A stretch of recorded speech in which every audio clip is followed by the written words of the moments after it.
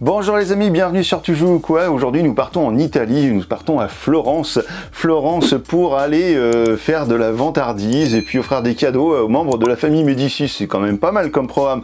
C'est un jeu pour 1 à 5 joueurs pour 20 minutes par joueur, ce qui me semble un petit peu court. Quand même, faut pas exagérer, 20 minutes par joueur, je trouve c'est quand même très faible. Et puis donc c'est pour 14 ans et plus je crois, et puis alors c'est édité chez nos amis de chez Atalia. Donc Florence, on voit tout de suite comment ça marche, comment se présente le jeu, voilà, dans la noblesse, et puis on se retrouve juste après pour mon avis. À tout à l'heure.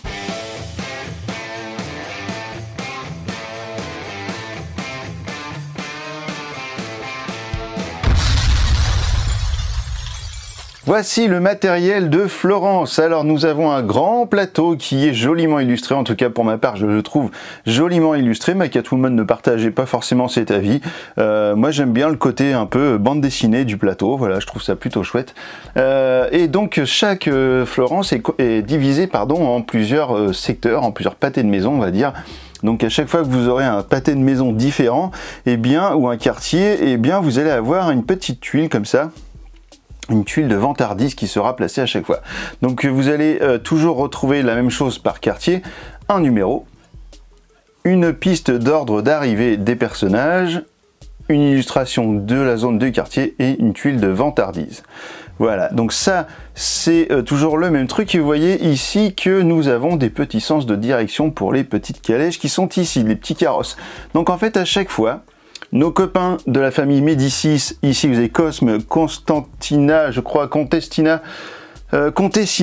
et Jean qui est là en bleu, vont circuler dans Florence et vont suivre le trajet qui est indiqué ici. Donc ils vont revenir, ils vont faire le tour, ils vont refaire comme ça, suivant la direction qui sera tirée au hasard parmi ces petits tokens qui sont juste là, vous allez voir. Et donc le but du jeu sera de vous retrouver non seulement au point d'arrivée de ces personnages de la famille Médicis pour essayer de récupérer un max de points de victoire, mais également d'être en majorité sur les passages pour pouvoir récupérer des points de victoire ou d'autres faveurs. Donc ça c'est le but du jeu, donc c'est comme ça que ça va marcher. Vous allez donc essayer d'être toujours en contact avec Cosme, Contessina et Jean, voilà, et qui vont avancer tour à tour. Donc le jeu est fait découpé en 9 manches, et ces 9 manches en fait vont être séparées en 3. Donc Cosme va se déplacer 3 fois, Contessina 3 fois et Jean 3 fois. Pour savoir qui va bouger sur quelle manche, vous avez ce magnifique plateau à roues là qui est juste ici. Donc on a le petit 1 qui est juste inscrit ici, donc ce qui veut dire que c'est la première manche. La première manche ce sera Cosme, c'est toujours dans le même ordre, vous aurez toujours le rouge, le rose et le bleu. On va arrêter avec les noms parce que c'est un peu des noms compliqués. Donc on va parler de rouge, de rose et de bleu, ce sera quand même beaucoup plus simple. Sauf que chaque membre de la famille Médicis va vous permettre de scorer d'une manière différente. Vous voyez ici donc il y a un ordre d'arrivée, donc imaginons qu'un des carrosses doive aller jusqu'ici en 4 par exemple, son point d'arrivée étant ici, il va faire une chose. Si c'est le rouge, il va prendre des points, il va distribuer des points selon votre ordre d'arrivée. Vous remarquerez au passage qu'il y a 4 points d'arrivée lorsque vous jouez à 2, et ensuite vous avez des petits emplacements supplémentaires qui ne sont pas utilisables à 2 mais qui sont utilisables à partir de 3 joueurs et à partir de 4 joueurs, sachant que le jeu peut aller jusqu'à 5 joueurs. Donc là vous voyez par exemple ici sur la manche numéro 1 que le joueur rouge, lorsqu'il va atteindre son emplacement, imaginons que ce soit le 4 comme je vous disais, il va distribuer 11 points au premier joueur, donc il sera sur l'emplacement violet. Il va distribuer 7 points au deuxième, 4 points au troisième, 2 points au quatrième et 1 point au cinquième. Donc voilà, plus vous serez arrivé vite dans un endroit, plus vous marquerez de points. Sauf que vos personnages, vous avez des débutants, vous avez des donas et vous avez un maestro. Alors comment ça va se passer? C'est que les débutants, lorsqu'ils vont arriver, ils vont prendre leur place, sauf qu'il va y avoir une hiérarchie dans les personnages, et du coup, une donna qui arrive même après des débutants va forcément passer devant, donc elle prendra la place du premier. On va faire un petit exemple, par exemple, si j'ai mon débutant qui arrive ici, on va prendre un débutant également suivant, si je mets une donna, elle ne va pas arriver en 3e place, elle va faire reculer tout le monde, pouf, et elle va prendre la première place parce que c'est la hiérarchie, c'est comme ça. Si on met un maestro, ou un maestro adverse, tiens pourquoi pas, si on met un maestro, au lieu d'arriver en 4e place, il va faire reculer tout le monde, il va se mettre devant la donna, et non pas Madonna, et du coup il va prendre sa place, et ce sera lui le premier de la file d'attente. Alors comment vous allez faire pour mettre vos petits pions comme ça sur le plateau? Eh bien vous allez faire des actions qui vont avoir un coût en ressources, et la ressource du jeu, eh bien c'est le temps. Voilà, vous avez sur votre plateau une petite roue. Donc là, je viens de la recaler sur 12, puisqu'en fait, vous allez avoir 12 unités de temps qui vont correspondre à vos ressources. Et chaque action que vous allez faire, eh bien, va vous coûter des unités de temps.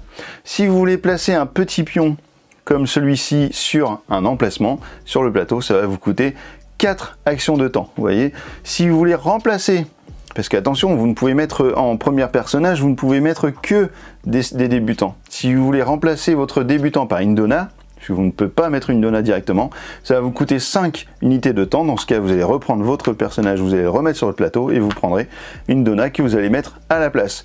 Pareillement, 5 également pour mettre un Maestro à la place d'une Donna. C'est comme ça que ça marche. Vous allez pouvoir faire d'autres actions, on va y revenir dans un instant, mais déjà on va faire une première chose. On va tirer au sort les emplacements, les premiers points, en fait les premières directions que vont prendre chaque personnage. Donc on va les prendre et on va les tirer juste ici. Donc le rouge ira en 5, le rose ira en 2 et le bleu ira en 1. Alors comment on va faire pour matérialiser tout ça? Eh ben ce sera grâce à ces jetons. Le rouge, on a dit, il ira en 5, donc on va mettre le pion rouge ici avec le petit trou pour voir où est-ce qu'il va. Le rose en 2, il va ici, et le 1 ira ici. Il nous reste encore une chose à faire, il faut mettre des petits jetons temps comme ici, ces petits jetons là que l'on prend au hasard et que l'on met sur leurs emplacements respectifs, puisque l'on commence avec 12 unités de temps comme indiqué ici, et à chaque fois qu'on va passer une manche, eh bien on va gagner, on va reprendre des unités de temps grâce à ces pions là. Donc à chaque fois on va pouvoir regagner comme ça des unités. La première chose, c'est que lors de votre première manche, eh bien, vous allez être autorisé à placer un pion débutant au début de la partie directement sur le plateau. Eh bien, si vous êtes le premier joueur ici, eh bien, ce sera le dernier joueur qui va placer en premier son pion débutant, et ainsi de suite jusqu'à revenir au premier joueur qui va placer son pion. Donc, on va dire qu'un débutant, alors ici, je vous ai pas mis un deuxième plateau parce que vous en avez un ici et puis ça suffit pour comprendre. On va mettre donc un débutant, par exemple, pourquoi pas. Alors lui, il a dit qu'il allait en 6. Eh ben, on va mettre un débutant par exemple ici, et puis lui va mettre un débutant, et ben, aller juste derrière en 5 également, pour pouvoir récupérer les faveurs de Cosme quand il va arriver. Ensuite, vous allez pouvoir faire vos actions. Alors, il y a des petites choses que je vous ai pas dit encore. Par exemple, ici, il y a des cadeaux. Les cadeaux, eh bien, lorsque vous êtes sur la case d'un Médicis, en fait, d'un membre de la famille Médicis, imaginons que je sois ici, eh bien, je peux faire un cadeau au membre de la famille, puisque je suis à côté du carrosse, je peux lui faire un petit cadeau. Donc, c'est une action qui me coûte 2 unités de temps pour mon premier cadeau. Alors je vais y revenir sur l'histoire de mon premier cadeau. J'ai mis mon cadeau dans la zone bleue, en fait c'était dans la zone rouge, puisqu'évidemment je donne un cadeau au carrosse rouge, donc je le mets sur la zone du carrosse rouge, et je place mon garde donc sur la zone rouge qui correspond dans la rue, en fait, là où je suis, et là je suis dans le quartier juste ici, donc je vais le mettre par exemple juste ici. Alors à quoi servent les gardes sur les boucliers rouges? Eh bien lorsque je vais passer, emprunter la rue moi-même avec mon pion, c'est-à-dire que si j'utilise l'action se déplacer, vous allez voir que c'est possible, j'utilise l'action se déplacer, puisqu'on y est, on en parle, l'action se déplacer c'est juste ici, on se déplace d'un quartier à l'autre, donc pour un point d'unité de temps, où je peux me déplacer de 2 quartiers, c'est-à-dire par exemple du 6 au 3 vers le 2, je pourrais me déplacer mon personnage comme ça vers là-bas, et ça me coûterait 3 unités de temps, ou alors je le fais en 2 fois, mais ça me coûte 2 tours. Et je peux également déplacer 2 personnages de une seule unité, un seul quartier, si j'utilise donc 3 unités de temps également. Donc là, si je fais cette action et que je déplace mon personnage ici, en passant à côté de mon garde, je vais gagner une unité de temps. Donc ça me fait gagner un petit peu de temps ici. Et puis si c'est un adversaire qui se déplace et qui passe dans la rue où il y a mon garde, eh bien je gagne 2 points de victoire. Donc ça, attention, il va falloir être vigilant, essayer de toujours faire attention à ça. Si vous faites un cadeau au bleu, alors pendant qu'on y est avec les gardes, on va expliquer les gardes. Si vous faites un cadeau au carrosse bleu et que vous mettez un garde ici sur le petit bouclier bleu qui est juste ici, eh bien vous aurez toujours la première place selon votre hiérarchie. Donc là, si je suis ici, hop, l'orange passera forcément en deuxième, puisque lui il joue le rôle de videur. Le orange passe en deuxième et je passe en première position, j'ai la pole position sur le quartier. Donc ça c'est intéressant. Donc je vous disais que c'est par contre par rapport à la hiérarchie, puisqu'évidemment, si j'ai une Donna qui n'est pas à moi et qui était devant, eh bien je lui passe pas devant. La Donna, elle a toujours la priorité, ça c'est sûr. La troisième couleur de bouclier possible, ce sont les boucliers roses qui sont sur les vantardises. Donc si j'ai un personnage d'un garde sur une vantardise et que un carrosse passe à côté d'un lieu sur lequel j'ai mon personnage avec la vantardise, eh bien je vais gagner une carte ici de chaque, enfin une carte de la couleur correspondant au carrosse qui sera passé. Alors ces petites cartes sont des bonus, hein, ce sont des petits pouvoirs, des petites actions que l'on va pouvoir faire et qui sont quand même vachement utiles, hein, ça vous le verrez, c'est quand même vraiment bien d'avoir ça. Donc voilà pour ce qui concerne les cadeaux. Je vous disais qu'un cadeau coûtait 2 points d'unité de temps à partir du moment où j'en ai un seul. C'est-à-dire qu'à partir du moment où j'en ai un partout et que je remets un deuxième cadeau, par exemple chez le bleu ou chez un deuxième cadeau chez le rose, etc., eh bien il me coûtera une unité de temps de plus par cadeau. C'est-à-dire que si j'ai déjà un cadeau, mon prochain cadeau me coûtera 3. Si j'ai 2 cadeaux, mon prochain cadeau me coûtera 4 à partir du moment où c'est dans la zone où ils sont déjà en nombre. Donc on y va, c'est le joueur bleu, qu'est-ce qu'il peut faire? Et ben pourquoi pas, il peut aller mettre un petit personnage, donc ça va lui coûter 4 unités de temps, donc on descend ici à 8, on prend un des personnages et puis on se dit qu'on va aller peut-être, pourquoi pas, alors lui il va passer là, bah tiens on va se mettre ici comme ça, hop, on sera en pole position ici pour prendre éventuellement un peu de bonus. Alors pourquoi c'est important d'être premier sur la liste lorsque un carrosse doit passer? Eh bien vous avez ici, alors je vais essayer de zoomer, mais juste ici vous avez le dessin de la pole position, là le personnage en rose, et juste en dessous vous avez des points de victoire. Eh bien ça veut dire qu'en fait à chaque fois que vous aurez un personnage en pole position et que le carrosse passe, eh bien vous prendrez un point de victoire, en tout cas pour la première, la deuxième et la troisième manche, et ensuite ça va monter à 2 et ensuite 3 points de victoire à chaque fois. Donc ça peut vite monter, ça peut vite faire la différence. Ensuite, on va imaginer que l'autre joueur joue également un personnage et mette un petit personnage, par exemple ici, pour récupérer un petit point de victoire au passage. Ça peut être pas mal. Ensuite, on revient à notre personnage ici, notre joueur bleu, qui lui va se dire, bah moi j'aimerais bien passer devant pour obtenir le maximum de points. Et bien écoutez, hop, on va descendre à 3 et on va changer notre pion en Donna. Donc on reprend notre pion et on passe ici en Donna, ce qui fait que là, la Donna passe devant le joueur orange et c'est elle qui est maintenant en première position. Vous voyez un petit peu comment ça va se faire un petit peu tout ça. Vous allez pouvoir en action également, j'en ai pas encore parlé, pouvoir mettre des vantardises. Alors ce sont ces petits verres qui sont là, et les petits verres, eh bien vous allez les mettre dans les emplacements qui sont juste ici. Et comment ça va se passer ? Eh bien, vous allez dire, par exemple, je vais faire cette vantardise qui est juste ici et je vais donc pouvoir marquer des points par rapport à ça. Donc, qu'est-ce qui va se passer si on prend celle-ci? Alors, imaginons que c'est le joueur orange qui fait ça. Donc, il dit, je vais activer cette vantardise et je vais donc recevoir 2 points de victoire par lieu dans lesquels j'ai au moins un personnage. Donc, il y a ici, donc ça fait 2, 4, 6 et 8 points. 8 points, vous voyez qu'il y a ici des paliers, donc de 0 à 6, de 7 à 12 et de 13 et plus. Donc 8 points, et bien on va mettre le petit gobelet, hop, juste ici. Ça veut dire quoi? Ça veut dire que la prochaine fois, si le joueur bleu veut faire la même vantardise et qu'il a par exemple 9 points, eh bien il sera en deuxième position. Donc il marquera quand même ses points, mais par contre son petit gobelet sera dans la position la plus basse. Si par contre il marque 13 points ou plus, il sera au-dessus. L'intérêt d'avoir des vantardises au-delà des points de victoire que cela rapporte en cours de jeu, c'est que lorsque vous allez avoir un carrosse qui va passer dans cette zone et qui va atteindre un autre objectif, eh bien au moment où il va passer, il va vous donner des cartes scandales. Les cartes scandales qui sont juste ici. Donc là, en l'occurrence, c'est le joueur bleu, c'est simplement le joueur bleu qui récupérera une carte scandale de Contessina, puisqu'en fait, il est le mieux placé dans la carte vantardise. Si par contre le joueur orange avait un garde juste ici, eh bien il toucherait également une carte vantardise de Contessina. Voilà, c'est le joueur le plus haut placé et éventuellement le joueur qui a un garde sur la case. À un moment donné, vous allez forcément devoir passer, et lorsque vous passez, eh bien, vous prenez votre jeton juste ici et vous le placez sur un emplacement libre quelque part dans le plateau. Donc par exemple, vous le placez ici.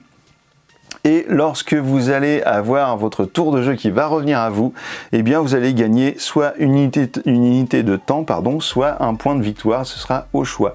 Le temps que tous les autres joueurs n'ont pas passé, à chaque fois que le tour revient à vous, vous ne pouvez plus faire d'action, mais vous touchez soit une unité de temps, soit un point de victoire. Et vous pouvez également faire une chose, c'est que si vous avez par exemple des personnages qui sont à des endroits, et bien vous pouvez les échanger. Par exemple ici je pourrais échanger Madonna contre un débutant. Voilà, je peux les changer de place et du coup je repasse devant par exemple ici. Tous les joueurs vont faire ça jusqu'à temps d'avoir passé, et alors à ce moment-là, vous allez donc faire la phase du noble. Alors qu'est-ce qui va se passer? Il va se déplacer, hop, il arrive ici, il va donner un point de victoire au joueur orange, puisque le joueur orange est placé ici sur ce lieu.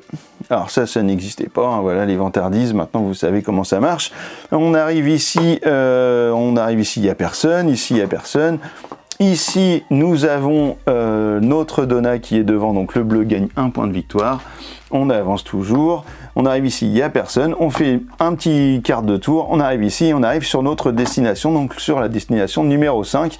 Et là, c'est le joueur bleu qui est placé devant le joueur orange grâce à son petit débutant qui est sur la case de pole position. Et bien, c'est lui qui va gagner les 11 points de victoire, tandis que le orange va gagner 7 points de victoire. Vous allez ensuite retirer cette petite bague là, ce petit objet, vous allez défausser ce pion, vous allez ensuite tourner la roue, hop. On va dire que chaque joueur récupère donc 4 points d'unité de temps, donc vous allez repasser ici à 7, et le joueur, donc on va continuer avec Contessina et on va rajouter un petit jeton ici, et un petit jeton temps juste ici, ce qui fait que lorsque le joueur rouge va devoir se déplacer à nouveau, il ira en 3. Voilà, on peut placer, on sait maintenant où ira le joueur rouge, donc il fera un trajet très court pour arriver jusqu'à son emplacement. Vous savez maintenant comment fonctionne le jeu, donc la différence entre les Médicis, c'est que donc lui, vous étiez le classement par rapport à la position. Contessina, eh bien elle ne s'intéresse pas du tout aux débutants, elle ne va distribuer des points qu'au Donna et au Maestro. Donc si vous n'avez pas de Donna ni de Maestro, eh bien ça ne marchera pas. Concernant Jean, eh bien lui, il va donner des points par rapport au contrôle. C'est-à-dire que si vous êtes en égalité, par exemple en termes de pion sur un emplacement, eh bien ce sera toujours le pion qui sera devant qui va contrôler. Donc les points iront à joueur bleu, par exemple, si on prend ce cas de figure. Ici, il est tout seul, donc pas de problème. Attention pour la définition du contrôle, le rang, donc les Donna et les Maestro ne comptent pas en tant que hiérarchie, mais ce sera juste le nombre de meeples sur chaque zone du plateau qui va définir ce contrôle et donc leur position en cas d'égalité. À la fin des 9 manches, eh bien, vous aurez votre classement de points et vous allez regarder votre carte objectif. J'en ai pas encore parlé, mais à la fin de la partie, chacun regardera le carte objectif qu'il aura eu au début de la partie, qu'il aura le droit de consulter évidemment pendant toute la partie. Et vous avez des endroits qui sont entourés. Eh bien, ce sont les endroits où vous devrez avoir le maximum de meeples pour avoir le maximum de points. Si vous avez 4 meeples dans cette zone-là, hein, pour ce joueur-là en question, sur ces 4 points-là, eh bien, ils vont lui rapporter 10 points. Si vous en avez 8, ce sera 35 points. Donc attention à ça, ça peut vite changer la donne. Une dernière chose, et c'est inscrit ici, c'est que les cartes scandales, vous pouvez les utiliser en tant que carte d'action, mais également en tant que carte à défausser pour récupérer des unités de temps quand vous n'en avez plus assez pour faire une action particulière. Et ben voilà, vous savez tout maintenant sur Florence. C'est un jeu qui n'est pas compliqué, c'est un jeu qui est un peu hors norme. Je connais pas d'autres jeux dans ce style-là, donc bah écoutez, voilà, je vous retrouve dans un instant pour mon avis sur Florence. À tout de suite. Et bien voilà, vous savez maintenant comment fonctionne Florence, comment ça se passe, une partie de Florence. Et bien c'est très agréable. Moi j'ai trouvé ça vraiment très sympathique. J'aime beaucoup le design de tout le matériel. Comme je disais au début, ma Catwoman beaucoup moins. Je sais pas pourquoi. Alors par contre, je trouve qu'il y a des choses qui sont un peu disproportionnées. C'est-à-dire que les carrosses, je les trouve beaucoup trop gros parce qu'en fait ils cachent pas mal d'éléments et notamment ils cachent complètement les numéros du lieu. Donc parfois c'est un petit peu compliqué. Et puis quand on veut se les faire croiser, bah, ils se croisent pas bien, donc bon, voilà, bon, je les trouve un peu trop gros en général. Et puis alors, par contre, les tokens de lieu sont beaucoup trop petits. Alors ça, pour le coup, on nous dit au début avant une manche d'en tirer 3, et puis après, donc c'est là où on place les différents carrosses des Médicis.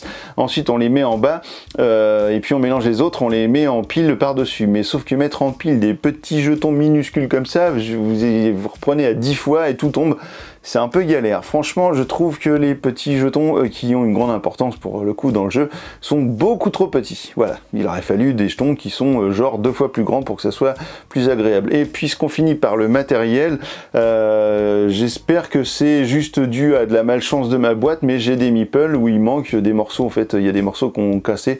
Donc j'en ai un, j'ai retrouvé le morceau, donc je vais essayer de le recoller, mais d'autres où j'ai pas du tout les morceaux. Donc bah du coup, ils tiennent pas debout quoi. Donc bon bah voilà, alors ça c'est un petit peu dommage. Donc je sais pas, je pense que si vous envoyez, si vous avez le cas et que vous envoyez, c'est sûr, un message au SAV de Atalia, ils vous répondront gentiment et puis ils feront tout ce qu'il faut pour que vous puissiez avoir un matériel complet et qui soit en bon état. Voilà, donc ça c'est sûr.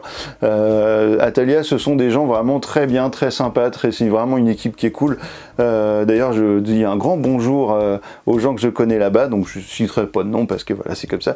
Et puis vraiment c'est une bonne boîte, c'est une bonne mentalité, donc n'hésitez pas à les contacter. Maintenant au niveau du jeu, eh bien c'est très original moi pour le coup. Alors je sais que Florence fait partie d'une série de jeux, mais en fait j'ai joué à aucun des jeux d'avant, donc je découvre ça maintenant là comme ça. Et bah, franchement c'est très sympa. Moi je trouve ça très original, le fait de devoir comme ça placer. Alors on est vraiment sur du placement d'ouvriers, hein, sauf qu'en fait on ne fait pas d'action par rapport au lieu où on est. C'est juste du placement d'ouvriers, mais pour avoir un certain ordre, un certain ordre d'arrivée qui permet d'obtenir des faveurs, etc. Donc ça c'est une chose, mais voilà, moi j'ai pris beaucoup de plaisir à jouer à ce jeu. Je sais pas si c'est un jeu que je ressortirais énormément, mais par contre vraiment, j'ai pris vraiment du plaisir à jouer à ça, et puis j'ai trouvé ça très sympa. Donc voilà, ce sera sans doute pas mon jeu de l'année, mais par contre c'est un jeu qui est très agréable, très joli, et qui pour le coup est très original. Donc bah moi je dis voilà quoi, banco, hein, Florence c'est très sympa. Alors maintenant que vous savez tout sur Florence, et ben alors tu joues quoi, je sais pas le dire en italien, you play ognote.